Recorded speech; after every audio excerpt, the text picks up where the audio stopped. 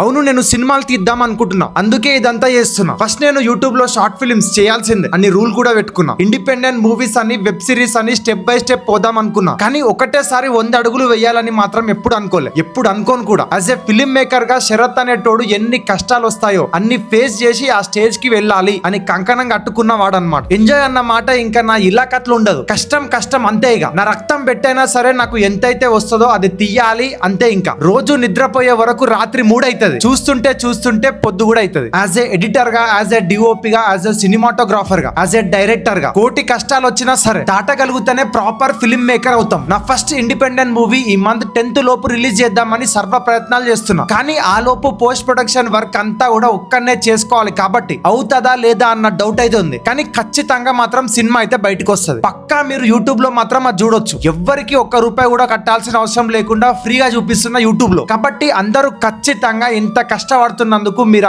మీరు మీ ఒపీనియన్ ని compulsory share చేయండి. పక్కా నేను ఏమైతే ఇంప్రూవ్మెంట్ చేసుకోవాలో అవి ఖచ్చితంగా నెక్స్ట్ మూవీలో ఇంప్రూవ్ అయితే చేసుకొని చూపిస్తా.